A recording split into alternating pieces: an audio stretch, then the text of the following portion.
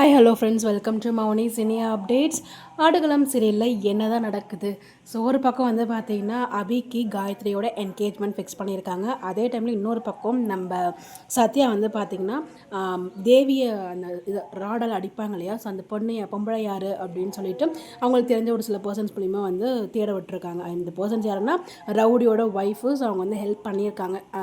அவங்க மாமியார் போட்ட சதி திட்டத்துக்கெலாம் முக்கியமான காரணம் யார் அப்படிங்கிற அந்த வீடியோவை கண்டுபிடிக்கிறதுக்கு அவங்க வந்து உதவியாக இருந்திருக்காங்க முன்னாடி. ஸோ திருப்பி அகைன் இப்போவுமே வந்து பார்த்திங்கன்னா அந்த செல்வி அப்படிங்கிற ஒரு கேரக்டரை பிடிக்கிறதுக்கு உதவியாக இருக்கிறாங்க. ஸோ அவங்கள கண்டுபிடிச்சாச்சு அப்படிங்கிற இன்ஃபர்மேஷனும் சத்யாவுக்கு கால் பண்ணி சொல்லிட்டாங்க. இங்கே நம்ம சத்யா வந்து பார்த்திங்கன்னா இந்த ஆப்ஷன் இல்லைனா இன்னொரு ஆப்ஷன் அவள் கிடைக்கலனா இந்த என்கேஜ்மெண்ட் ஸ்டாப் பண்ணணும் இல்லையா, ஸோ அதுக்காக ஸ்ருதியை வந்து ஏவி விட்டுருக்காங்க. ஸ்ருதி ப்ரெக்னெண்ட்டாக இருக்காங்க அப்படிங்கிற மாதிரி சொல்லி இந்த என்கேஜ்மெண்ட்டை ஸ்டாப் பண்ண வைக்கிறாங்க. ஸோ வந்து பார்த்திங்கன்னா இது ஒரு பக்கம் போகுது, இன்னொரு பக்கம் செல்வியுமே கண்டுபிடிச்சாச்சு. செல்வி இருக்க லொக்கேஷன் போகிறாங்க. பட் ஆனால் அவங்க எஸ்கேப் ஆகிறாங்க, பின்னாடியே துரத்திட்டு போகிறாங்க. பட் அந்த டைமில் அவங்களுக்கு ஸ்டொமக் பெயின் வருது.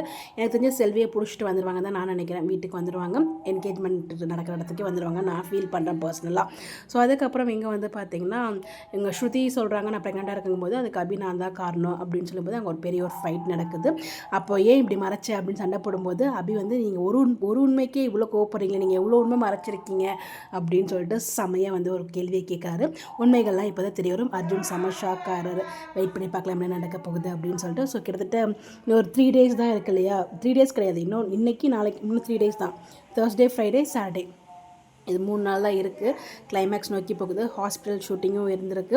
என்னவா இருக்கும்னு தெரியல. ஸோ தேவி உள்ளே வரணும், பார்க்கலாம் என்ன பண்ணி கொண்டு போகிறாங்க அப்படின்ட்டு. நீங்கள் வந்து பார்த்தீங்களா எப்படி இருக்குது அப்படின்னு சொல்லிட்டு உங்களுடைய கருத்தை மறக்காமல் கமெண்ட்டில் சொல்லுங்கள். யாரெல்லாம் மிஸ் பண்ணுவீங்க ஆடுகளம் சீரியலை அப்படிங்கிறதையும் கமெண்ட்டில் சொல்லுங்கள். நான் ரொம்ப மிஸ் பண்ணுவேன். ரீசெண்ட் டேஸில் ரொம்ப சூப்பராக போயிட்டு இருந்த ஒரு சீரியல் நம்ம சன் டிவியில் இந்த ஒரு சீரியல்.